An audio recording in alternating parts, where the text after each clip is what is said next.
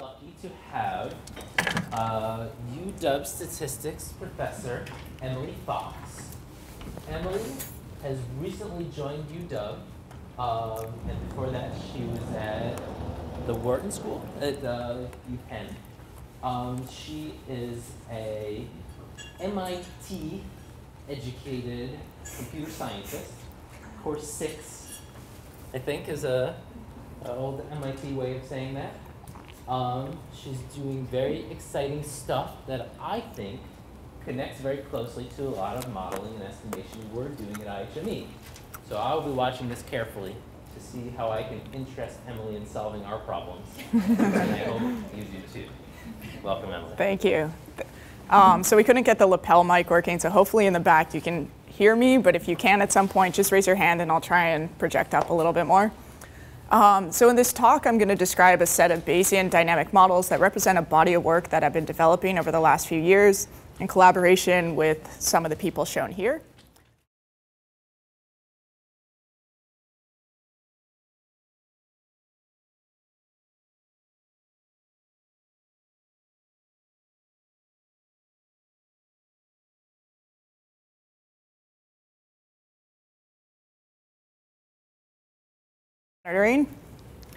Or maybe they're the result of a person doing an exercise routine and wearing this suit with all these sensors. So we get these different sensor recordings over time.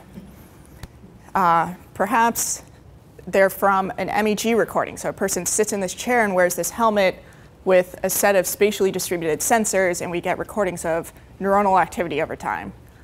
Or maybe they're estimates of flu activity in a large set of regions in the US.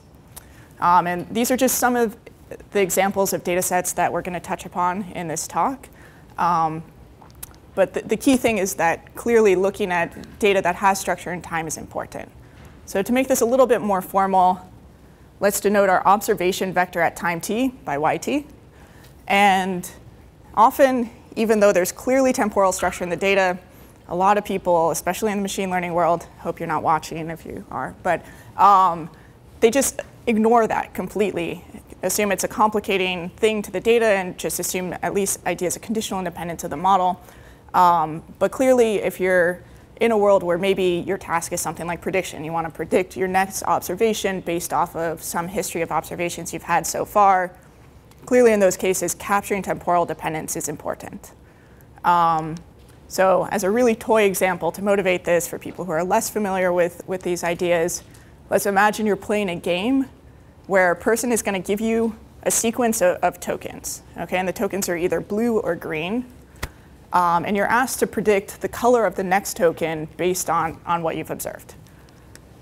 Well, if you don't consider the ordering of the tokens, if you just assume independence of your observations, then the best guess under certain criterion is just to simply count how many green tokens you saw, how many blue, and in this case, there would be a 46.7% chance that the next token is green. But what's really going on in this game is that the way we're being presented with tokens is if we just saw a green token, then with probability 0.9, we're going to see another green token. And otherwise, we're going to see a blue. And so, of course, this information is hidden to us. All we get are the sequences of observations. But again, if we assume an independence of observations, even if we had an infinite sequence of observing this game, in the case that I've constructed here, our best guess would just be 50-50. We'd have half greens, half blues, and we just be guessing randomly. But if we actually consider a dynamic model and incorporate the fact that there's structure to how we're getting presented these tokens, then we can get prediction accuracy of up to 90%. OK, so the key idea here is that you don't just have information from each observation, but you have information in between observations and how one evolves into the next. OK, so hopefully I've motivated the importance of looking at dynamic models. So it's something that's nice to consider in these scenarios, but there are some complications in doing so. And so we're going to walk through some of these in the talk. And the first is the fact that you can have complex and uncertain dynamics to this process that you're observing. So going back to this game, first of all, I said that we don't know the parameters of this model. We don't know how we're being presented with tokens. And on top of that, the actual dynamics might be much more complicated than this simple setup that I showed here. So just as an example of this, let's imagine what our data are observations of honeybee dances. So the setup here is that there's this camera monitoring the beehive, and then this computer vision tracker gives us tracks of the honeybee's body position over time. So really, it actually gives us tracks of the honeybee's body position and head angle. So our observation vector looks something like this, x, y position, and then we're going to decompose head angle into sine and cosine. Yeah, question? What does the color mean? So I'm going to get to that. This is a good question. Thank you. So what the honeybee is really doing is it's switching between a set of 3 dances in the beehive, a waggle dance, which is that green color, turn right dance, and a turn left dance, which were the red and blue colors. So let's just assume that we're looking at the data from one of these turn left dances. It might seem reasonable that we can model our observation vector at time t as just some linear function of our previous observations. Of course, this isn't a perfect model, so we add some noise, and this is referred to as a vector autoregressive process, just multivariate extension of autoregressive processes. Okay, so this is unknown. We want to estimate it from the data. But then all of a sudden, we start getting data from one of these waggle dances. And clearly, this model that we defined for the turn left data is no longer a good model for the waggle dance. So there's some other parameters that describe this dance. And actually, in this case, it's important to look at a second order vector autoregressive process. But the key thing here is that everything I described was assuming somebody told you what dance the honeybee was doing. But what we actually get are just traces that look like this. We're in an unsupervised setting. Nobody's telling us the labels of the dances over time. So what we want to be able to do is infer a model for this honeybee dance in the presence of uncertainty over the different dance modes.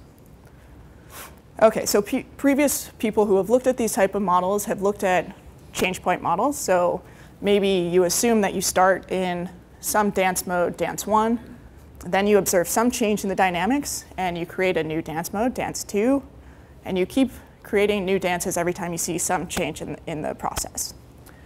The issue with this is the fact that there's no sharing of information between repeated patterns that you've seen, right? So each one of these dances is only estimated, the parameters associated with each one of these dances is only estimated from a small amount of data. So this leads to worse predictive performance because there are fewer observations compared to a model where we actually capture the fact that we have repeated observations of these different dances. So in that case, what we'd like to be able to do is we'd like to be able to pool together the observations over these different times that we've somehow discovered and infer the parameters of that dance state from all of that data. OK, so a question is, how do you do this? And I guess first I should mention the fact that this kind of structure, it's not unique just to honeybee dances. You also see this kind of structure, for example, in conference audio. You have repeated returns to people speaking in the meeting. Or if you have an exercise routine, if you think of especially something like a yoga routine, people keep going through similar sets of behaviors. And stock modeling, when people look at these volatility processes, typically they assume these switching models between regimes of low, high, maybe they throw in a third state of medium volatility. So these models are very expressive. OK, so let's start with a little background on how people tend to capture these types of ideas of repeated patterns. And a classical approach is that of a hidden Markov model. So a hidden Markov model consists of an underlying discrete valued state sequence represented by these z random variables, which is Markov with respect to some collection of transition distributions pi k. So each of these represent or encode the probability of going from, for example, some blue state to some orange state. And in the motion capture application, these state sequences, they might represent labels of what action the person is doing, like jumping jacks, squats, and so on. Okay, well, one can visualize a draw of this state sequence as a walk through the following state versus time lattice. So imagine that we start in this second state, which might correspond to doing jumping jacks. And we have the following probabilities of transitioning to each of the other states. So the relative weights of these arrows captures the probability of making each of those transitions. And that's captured by that state's transition distribution, pi 2. So it's from going from jumping jacks to any other state. And then imagine that we choose to persist in this jumping jack state. So at the next time step, we have the same set of possible transitions. Then we transition to the squat state, have 2 possible transitions, and so on. OK, well, of course, we don't actually observe this labeled sequence of different actions. Instead, what we have are just observations that we're trying to use to inform us of this process. And so, for example, maybe these observations, which under the hidden Markov model, they're assumed to be conditionally independent given the state sequence. So in the motion capture application, maybe each one of these observation vectors is a vector of body position and joint angles at a given point in time. So here we have conditional independence of the observations. You can also consider slightly more complicated models like the ones we talked about before, where you're switching between vector autoregressive processes. OK. Is this part clear so far? Because if this isn't clear, a lot of things are going to be confusing pretty quickly. OK. The important thing to note at this point is the fact that in the classical hidden Markov model, it's assumed that the number of states, the number of possible actions a person switching between, k, is known ahead of time, and it's fixed. But this begs the question, what if it's not known? So we're just observing this process. How many states do I use in my hidden Markov model? Well, maybe I guess that this guy is going to do jumping jacks and side twists and run squats and punches. And so I do all my inference under that assumption. But then all of a sudden, I see he's doing knee raises.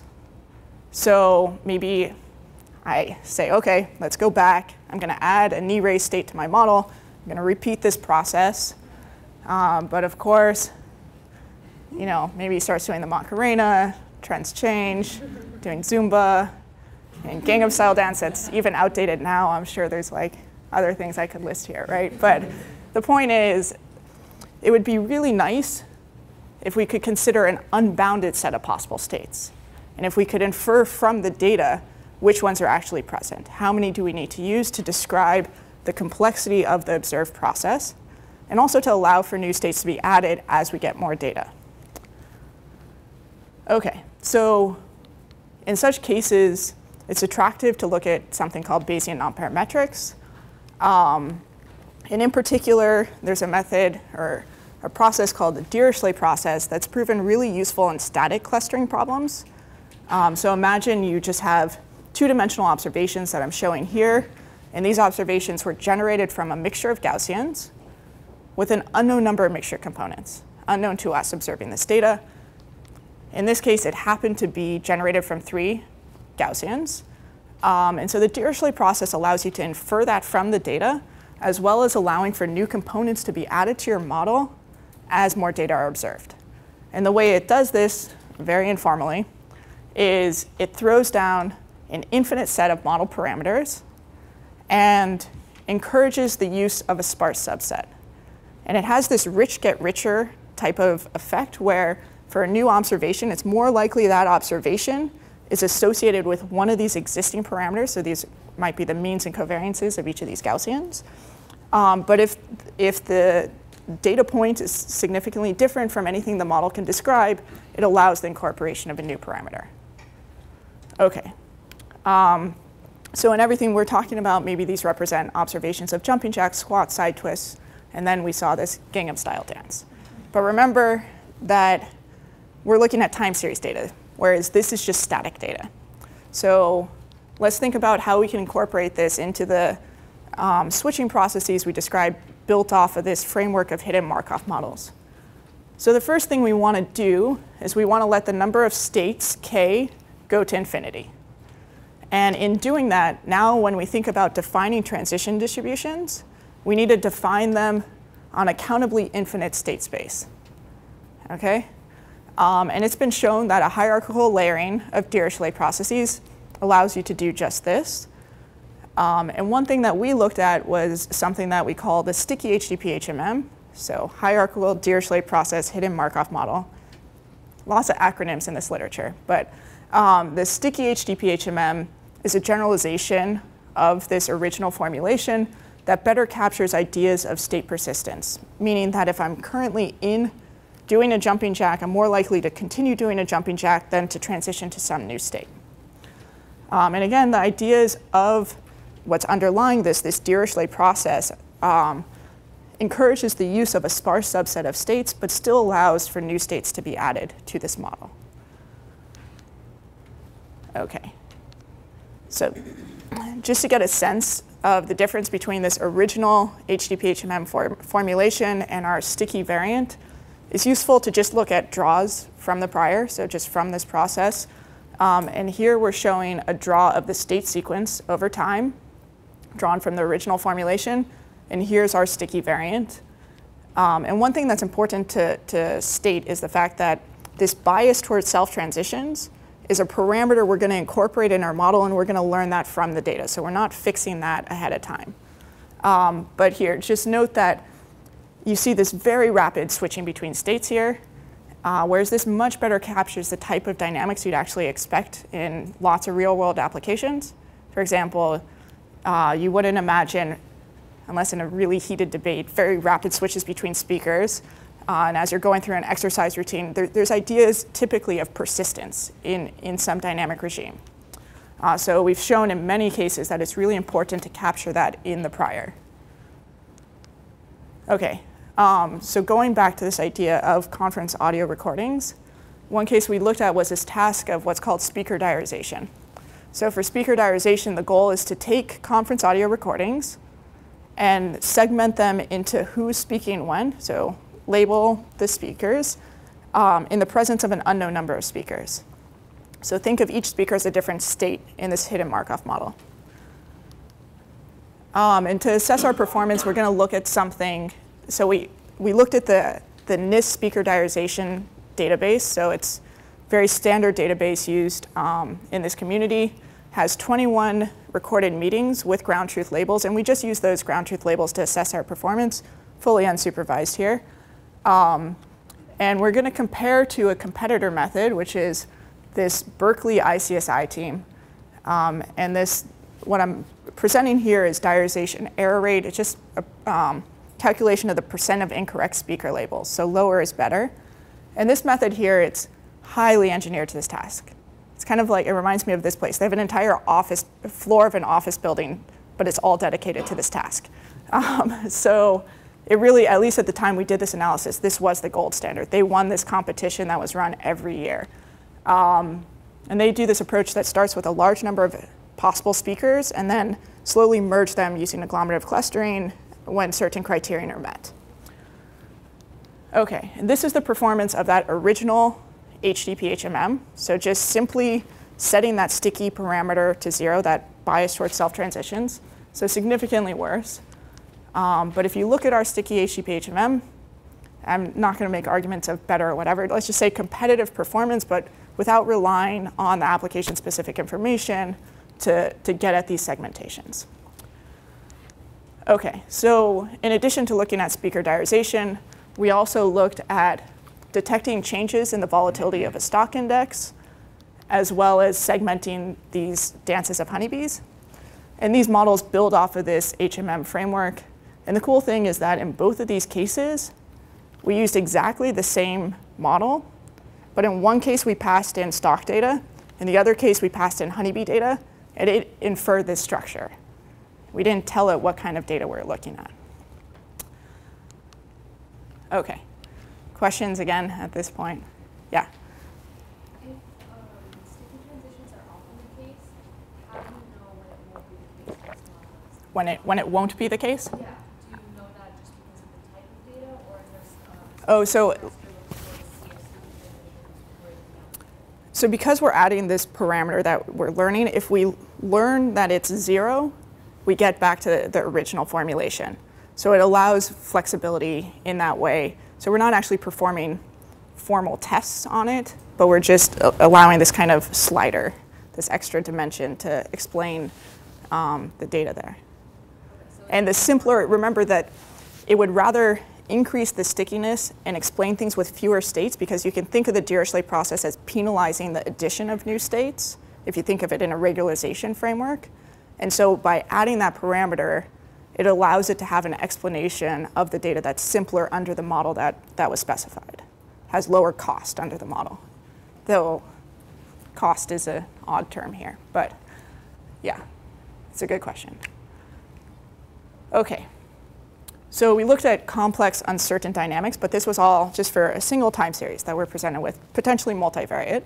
But an interesting question is, what about looking at collections of time series? So here, just to motivate this, we looked at some crime data in DC. So we have crime counts, weekly crime counts from 2001 to 2008.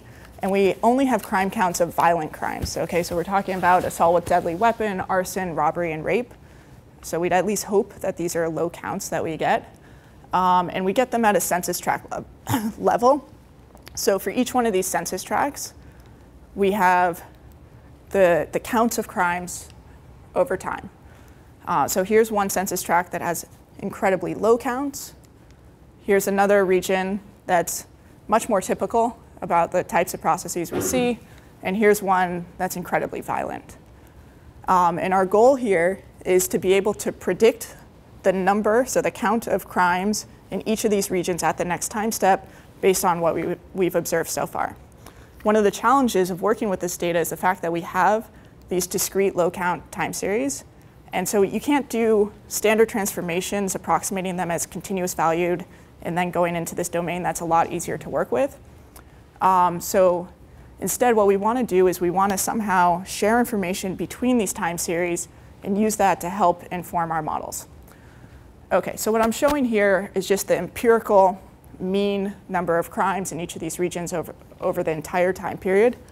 And one thing we see is that in this case, when we think about similarity of crime dynamics, or at least crime counts, and just looking at this map, spatial proximity is not a great metric for similarity. What you see is that some very nearby regions have quite different behavior. And this makes sense when we're looking at things at a census tract level, because census tracts are defined to be demographically homogeneous within that region. So you can have rather abrupt changes going between census tracts. And also they're just, so you get this kind of other side of the tracks effect going on. And in addition, there are physical barriers to propagation of crime in terms of like Euclidean distance, right? You have rivers running through this region. So instead of thinking about things spatially, we're just going to think about things as a massive collection of time series. And we want to find the ones that have similar dynamics and use that to help us with our predictions. OK, so let's start by describing the model for crime in each one of these regions. And we're going to build off of a model called a Poisson integer-valued autoregressive process that's really, it comes out of the queuing theory literature. So in that case, each observation y represents the number of customers in the queue at time t. And the model says that you take your previous number of customers and you do what's called binomial thinning. Just flip a coin for each customer, decide whether that customer gets served and leaves the queue or persists in the queue. And then there's some Poisson arrival of new customers with rate lambda. In our case, each one of these observations, YIT, is going to represent the number of crimes in census tract I at time t. And each one of these locations, so each census tract, is going to have its own rate of arriving crimes, if we want to think of it in this analogy. And the goal here is we want to cluster these different regions based on these rate parameters. So maybe these low crime regions all use one rate parameter, these ones use another, and these regions use yet another parameter. So in doing this, again, there's a question of how many clusters are there. So again, we can appeal to looking at the Dirichlet process to help us with this clustering. But in this case, thinking about clustering different time series. It just, yeah. Sorry, that was simultaneous hand raising. Started right to left. How can the model distinguish a area where the initial queue is very long and there's little turnover in the queue from another area where the queue is long and there's high turnover? So I think you're talking about ideas of autocorrelation persistence of this process, right? And so the nice thing about this model, I won't go into it here, but it has direct analogs with kind of Gaussian autoregressive processes where you can think about the autocorrelation, like unique autocorrelation being specified in terms of alpha and lambda. Yeah. Yeah, another question. What is the Q thinning? Is it just how many fewer crimes there are? So in the crime world, it doesn't have that nice physical interpretation. It's just a nice tractable discrete count model and discrete time for the data. It's not like there was a crime and now we're going to kick it out and add a new crime, but it's just a model that has very nice properties to it, just like Gaussian autoregressions. Yeah. In that very first step, with the stop, that reminded me of what's called component analysis. Is there anything similar to that where you can look at the change in the membership over time? We're going to get to that at the very end. Well, kind of to that. I think it's going to get to that, and if I don't get to that, ask me again at the end. Okay. But here we're assuming that the way in which they're relating is static. There's a static structure and we're just simply clustering versus PCA. We're going to get to ideas of projecting to some latent processes later. Yeah. Okay. So if you're a statistician, you can think of this just as multiple shrinkage. You're just taking your data, shrinking your estimates of these parameters across multiple time series. Yeah. Oh, I had a quick question. When we often deal with places where we don't have that much data, like it's missing or it's low quality. So if you don't have data or it's low quality, a clustering process, would that work still? Or? So that's the goal of this shrinkage, is to help with the regions where you don't have a lot of data or the model is too complicated to estimate the parameters of that model just looking at an individual region. So that's exactly the case here, but you're saying to be able to identify exactly which it is in the presence of lots of missing data, I mean, you're definitely limited by what you have, right? Like if you give me 2 observations, I'm not going to be able to tell you much about if it's, other than maybe the sheer magnitude alone is going to tell me something, but if I don't have much in terms of dynamics, it's not going to do any magic here in that sense. But it will help with that's the whole idea of pooling the observations, is to cope with limited data in the presence of complex models. Yeah. Okay. So I should have been saying all this with this slide on, which is before we're talking about pooling observations across time. Here we're talking about pooling observations across space, where space doesn't really have any interpretation. Just think of it as collections of time series. Okay, so to assess our performance on this crime application, what we looked at were measures of mean squared error on step-ahead forecasts. So we used the data from 2001 to 2007, the end of 2007, and then for every week in 2008, we did a step-ahead forecast and looked at the mean squared error of that result. And so as a very simple baseline, we looked at a model that just assumed Poisson arrivals of crimes, so no real structure to it. And so mean squared error of 0.97, so that just gives you a sense to go off of. And then we looked at doing exactly this Poisson integer valued autoregression, but just doing a least squares estimate independently in each one of these census tracts. So slightly better performance, but not great. And by far the best performance was this model that tries to share information between related regions in this Bayesian approach.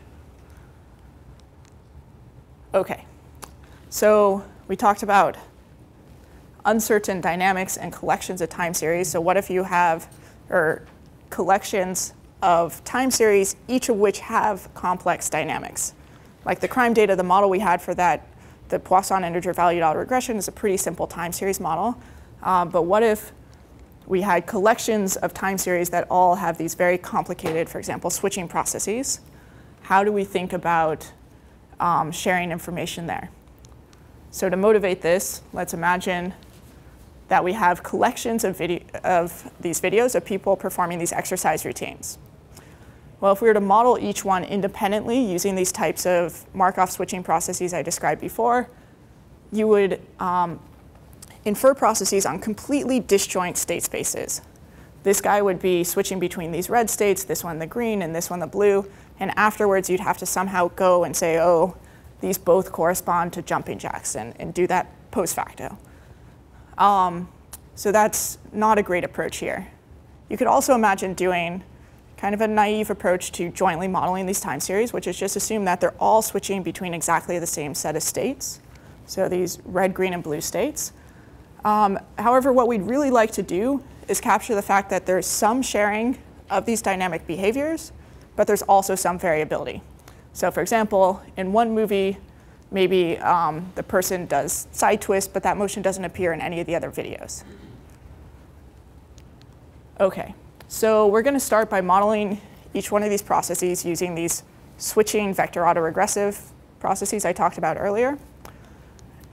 So just remember what that means is that we have this vector autoregressive process that's indexed with parameters indexed by what state the process is in at time t.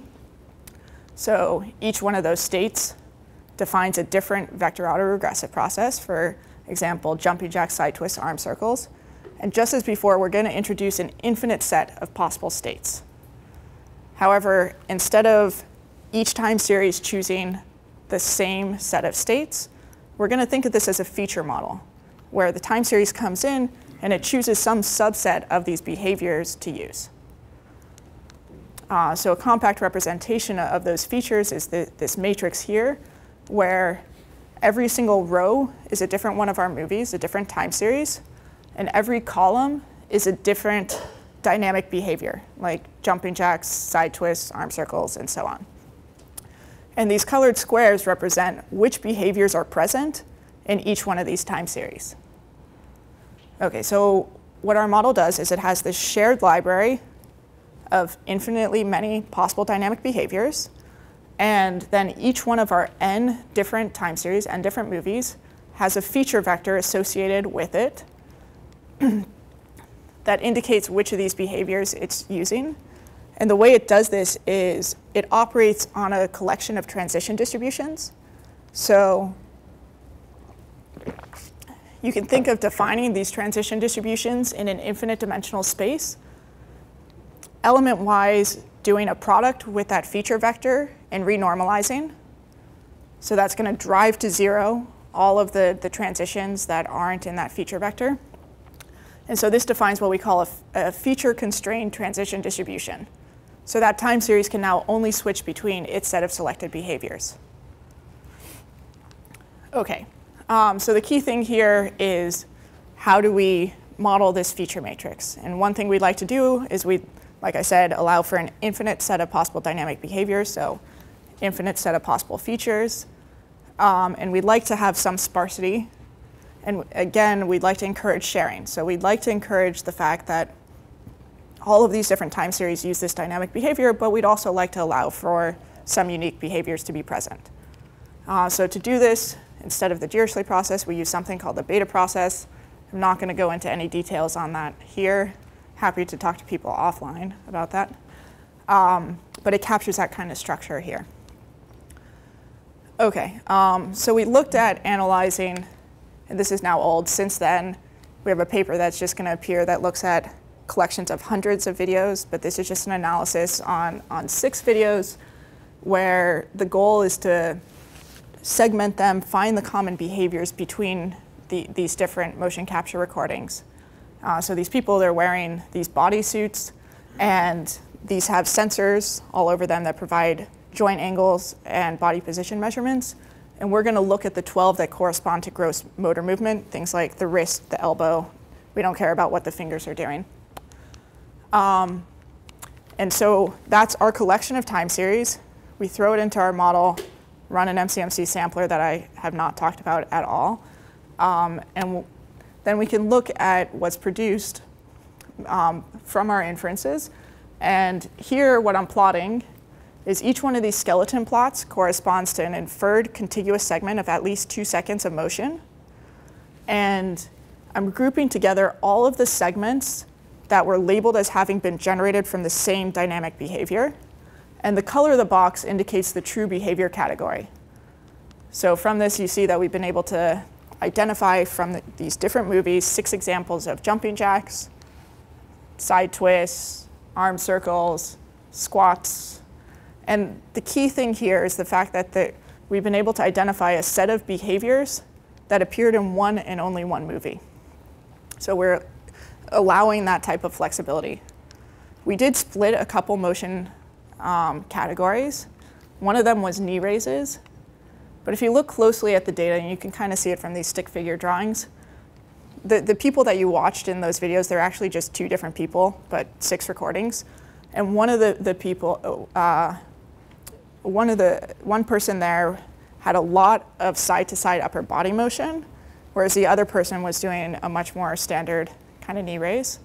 And so because of that difference in the upper body motion, it's split into 2 different behaviors. Likewise for running, so this is just running in place. One person, I practice this a lot there. I don't know how this is like the natural motion, but it's like running with their hands in sync with their knees. And this person was like literally in the middle of doing a jumping jack as they started running. They must have been like told like start running, and they were like just doing a jumping jack. So I joke that these are like computer scientists who are like clueless about doing these things. But like anyway, the point is that we've been able to discover structure in this data and be able to relate a set of dynamic behaviors shared between a collection of time series while still allowing for these unique behaviors to pop up. Okay. So using this, again, to the acronyms BP, AR, HMM for beta process, autoregressive, hidden Markov model. We also looked at parsing EEG recordings. So the goal here is both to automate and standardize this process, as well as to relate what I'll return to later, these subclinical bursts of activity to full-blown clinical seizures. So our recordings come from these intracranial EEG strip electrodes. And so you can think of each channel here as representing one of our different time series. And if we model this using a BP AR-HMM, remember that in that model, once I condition on the feature vector, tell you what dynamics are present in each of these time series, they evolve completely independently. One guy's exercise routine isn't influencing that of the other guy. But that's clearly not the case here. So what we did was we just ran the model and then looked at our residuals from predictions from this model. And what you see is that there's significant spatial correlations to the errors that we're making. It's not a good assumption in this case to assume conditional independence of these channels.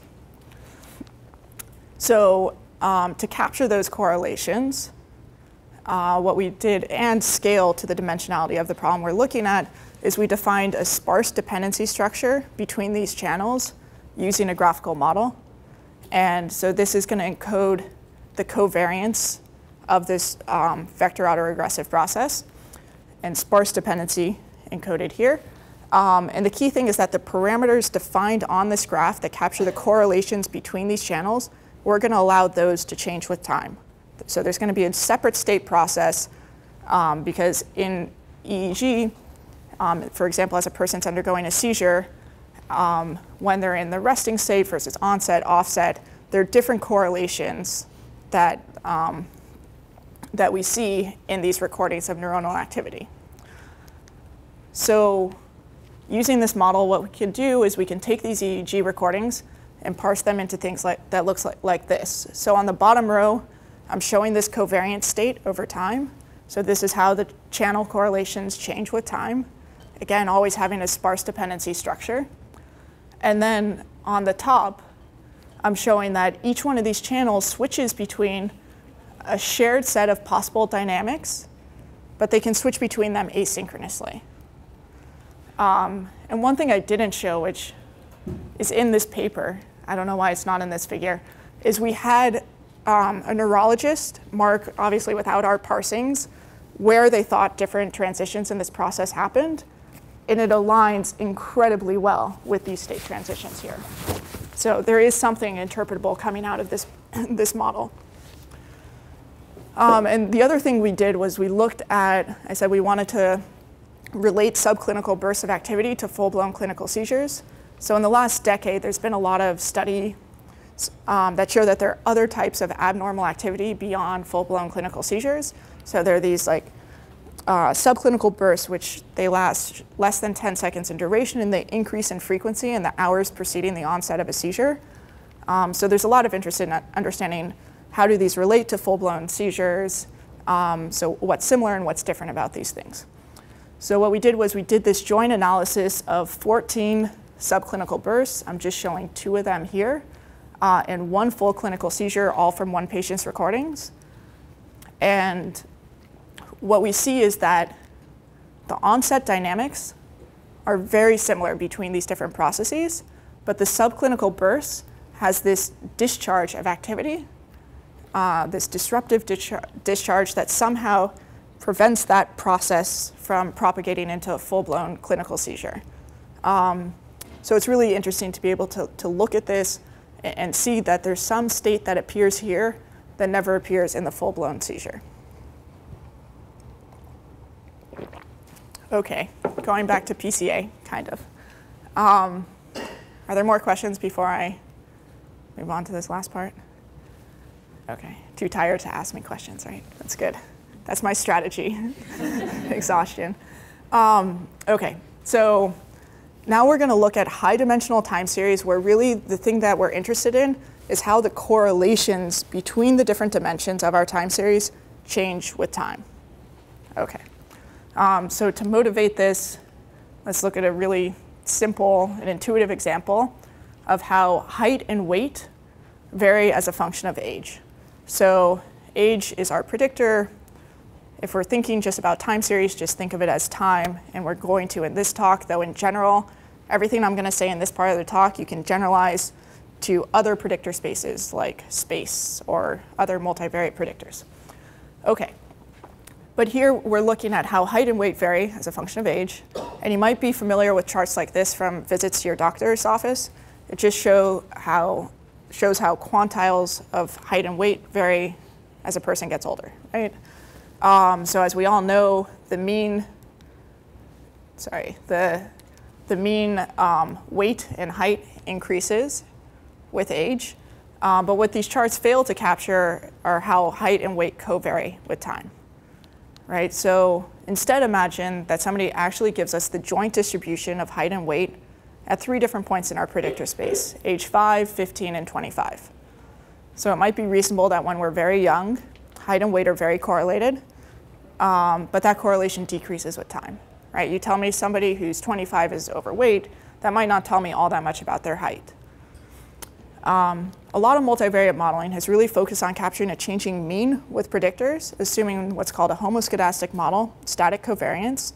But our interests are in heteroscedastic modeling, allowing this covariance matrix to evolve as a function of the predictor, which again, we're just going to think of as time. So that was just a toy example where there are only 2 dimensions, height and weight. But our interests, like I said, are in high-dimensional time series. So one place where you really see heteroscedasticity as a key thing is in MEG recordings. So I won't go into details of this recording mechanism. I like to think of it as a hybrid between EEG and fMRI, if you're more familiar with those.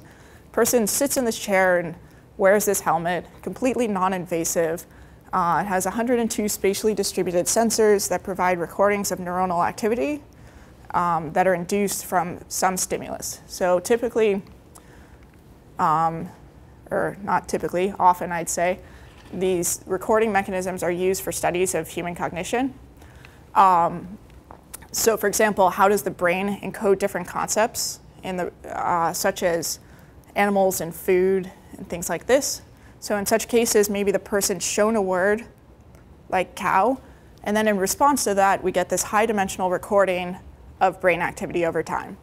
Then they're shown a different word like apple, we get a different set of recordings, and we'd somehow like to figure out, just from these recordings, what process is going on in the brain and how is it different for these different types of words. So clearly we're in a high dimensional time series setting. And the key thing here that we're going to show is that capturing time-varying correlations is really important. It relates to ideas of co-activation patterns in the brain and how those change with time. So often called ideas of functional connectivity. OK, so the first thing is how are we going to cope with the dimensionality? And the first thing to realize is the fact that the sensors provide redundant recordings. So here are just examples of recordings from these sensors. And in addition, there are long-range correlations that you can have, for example, from like bilateral activation patterns. So one method that's appropriate for capturing the correlations between these different dimensions is to assume a low-rank factorization. So this gets back to these ideas of PCA. It's a latent factor model approach where you assume that there's some matrix with rank k, where k is assumed to be much, much less than p, the number of sensors, like 102 in this case, plus a diagonal component to make sure this is still positive definite. So in pictures, we're taking this big covariance matrix and decomposing it as follows. But what I said was that, I guess I can say here first that this is a very different idea of sharing information than what we've looked at before in the talk. Here we're sharing information between the time series by embedding them in a lower dimensional subspace and sharing information there. OK, so the key thing is the fact that the correlation patterns change with time. So we want to add this time index and have this covariance matrix evolve with time. And the way we're going to do that is allow this low rank component to evolve with time. So in pictures, we're going to have some matrix, P by K, of dictionary elements defined in time. We look at Gaussian processes. You can choose your favorite basis that you want. And we multiply this matrix times its transpose, add this diagonal component, and this captures our time-varying correlations. So I will try and speed through the rest of this quickly. But I wanted to show you a little movie of what we can infer from this model.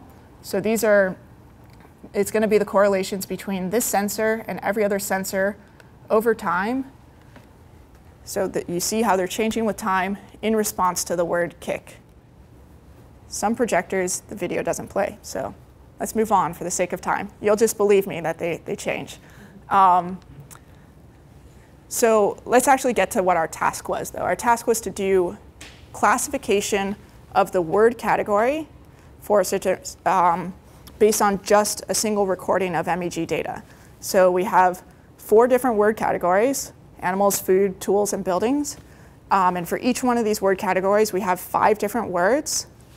And for each word, we get 20 repetitions of seeing that word. And we're going to use 15 of them for training and hold out 5 for testing our classification performance. And remember, this is an incredibly hard task. Non-invasive brain data, really noisy. So doing above chance is really astonishing in this field. So remember that chance is 25% here, because there are 4 different categories. And so we're going to look at a few different methods as baselines and 2 different subjects. So people sitting in this chair undergoing this experiment. So the blue line here is just showing if you allow for a time-varying mean, assuming a static covariance. So maximum likelihood estimate of a time-varying mean. In neither case are these results statistically significant. And if instead we allow both a time-varying mean and a time-varying covariance, where we're going to use a kernel-based estimate of that time-varying covariance, we have a gain in performance.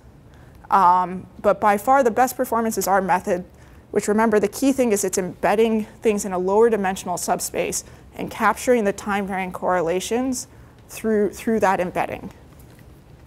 And it even outperforms an SVM, very powerful discriminative based classifier. OK, so do I have like 3 more minutes? Good. OK, I can get through the rest in 3 minutes. So I wanted to just show you why changes in the covariance matrix are so key to our performance here. And to do this, let's just look at 2 different words. So hammer and house. And what I'm doing, I'm showing these correlation maps. So the correlation between, in this case, a sensor in the occipital lobe and every other sensor. Here, one in the parietal lobe, every other sensor. And we're looking at a snapshot in time. And what you see is that early on in this process, something that's called the perceptual response period, this is before the person's parsed the meaning of the word, very similar maps, very similar correlation structures. But later on in the process, during what's called the semantic processing period, here note that you see this bilateral activation that you don't see for the word house. And it's hypothesized that this relates to motor cortex activation for just visualizing the word hammer that you don't get for house. So it's cool, and it helps us classify the different words. Okay, I'm going to run through this part quickly, even though it might be perhaps the thing of most interest here. So we also use the same model to capture, to look at Google flu trends data. Google provides estimates of flu activity in a large set of possible regions. And we looked at data from September 2003 to October 2010. There are 183 different regions, US national level, 50 states, 10 regions, 122 cities. So just looking at how this data is structured, thinking of low rank, so embedding dynamics in low dimensional spaces makes sense, right? There's inherent redundancy in this data.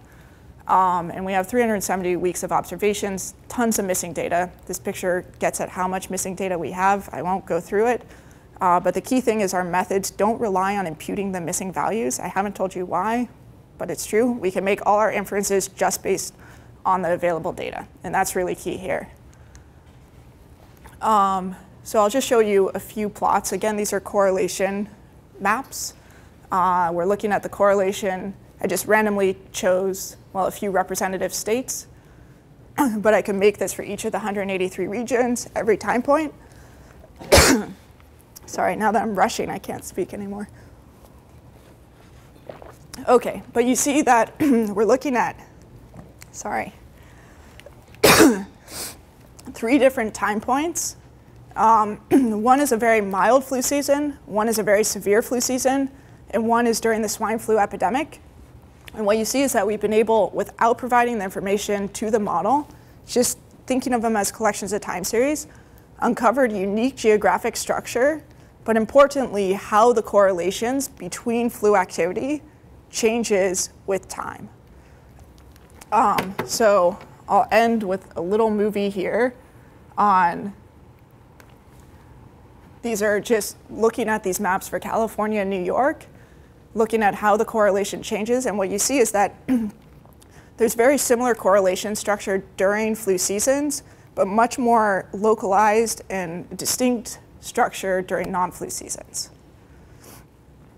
OK. That's it. So in conclusion, the important thing here is we looked at ideas of how to share information across time, across space, just being across different dimensions of time series, space and time, and how to think about coping with high dimensional time series by embedding them in lower dimensional subspaces. And all this used Bayesian nonparametrics to have very flexible models for how the information is shared. OK, thank you.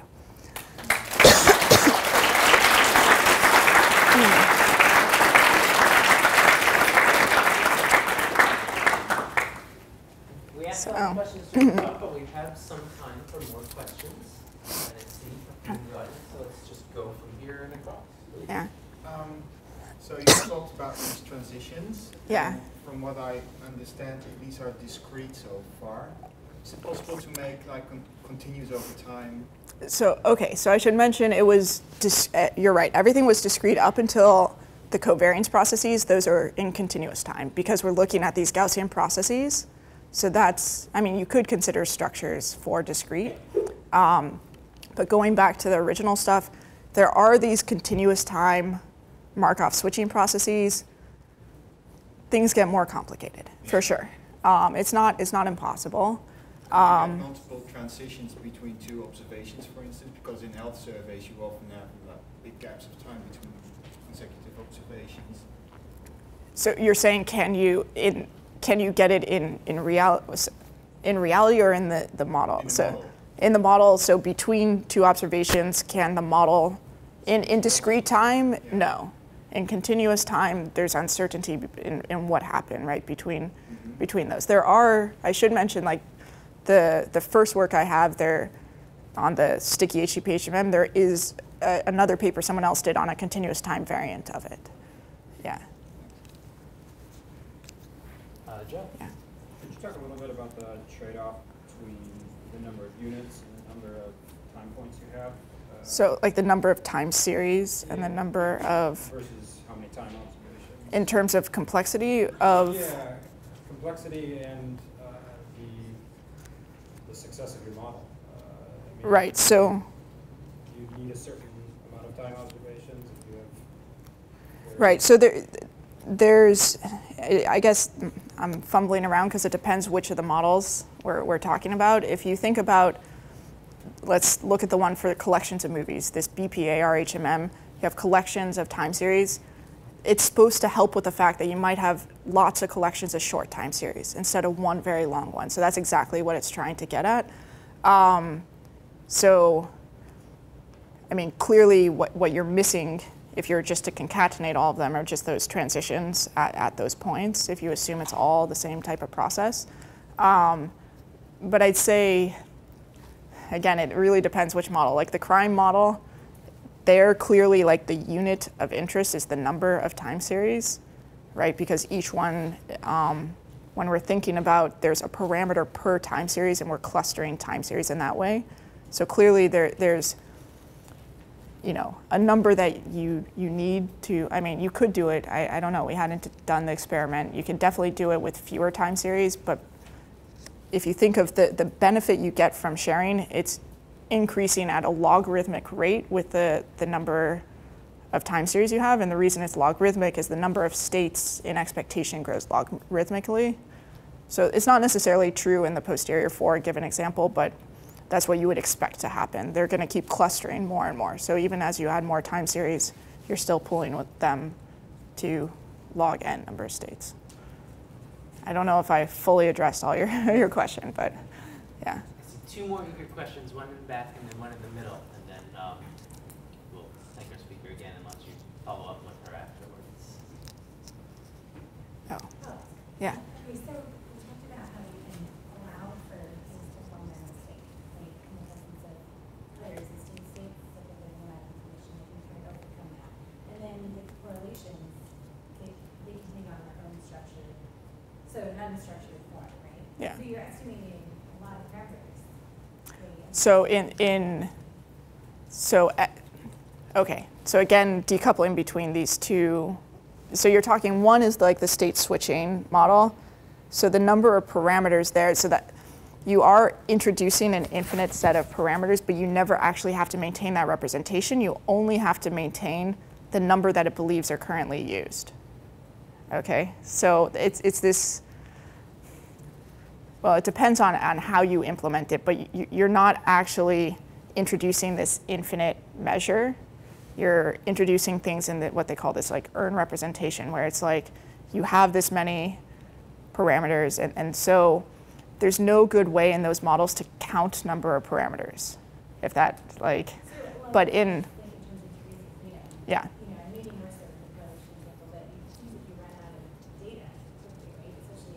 So this gets to the idea that there's no nice way to map to counting number of parameters, especially in these Bayesian settings, because it's not like per data point per parameter. There's just like, it's one of these things that is really troubling because you'd like to be able to just say, okay, I'm specifying a model with this many parameters and this many observations, and it's just, I mean, this gets back to what I was talking about in terms of like there are theoretical results on how you expect the number of parameters to increase as you add more data points. But in terms of, it really, the way I think of it is it's regularization, right? It's this, the feature model, you can kind of think of this L1 regularization. It's this hard yes or no, and the other maybe more in like this L2 setting, shrinking things away. But it's that same idea of like, I mean, there's lots of studies of, right, how many degrees of freedom are there in the lasso and all this stuff, right? But it's the same intuition that there are many fewer than what's actually present in the model specification because of that regularization. Exactly. You're penalizing overfitting through the prior specification, which is this Dirichlet process. But then you had another question that I also had an answer to. Okay. Oh, yeah. One okay. last one. Go ahead. Yeah.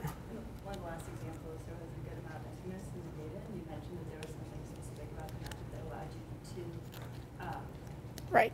Not have to impute the missing values there. Yeah. So the thing about the model that I really glossed over, there's a lot of, we actually have even another factor structure on it, but you can write it down, everything in terms of this kind of, for a given number of observations, you're evaluating the Gaussian processes at those observation locations. And so everything is nice and linear and Gaussian. And so you can analytically integrate over the missing observations. And so when you think about your complete data likelihood, you can analytically marginalize and still have a closed form for the posterior of interest because it all decouples into this nice linear Gaussian structure. Yeah. Well, we've had a huge Conditionally amount of linear information. Gaussian. Yeah, We sorry. did let our speaker off easy. Good job questioning her as well. Yeah. So thank you again. Thank you.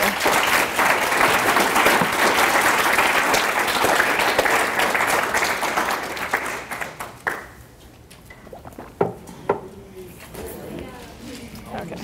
I cheated on the 5 minutes.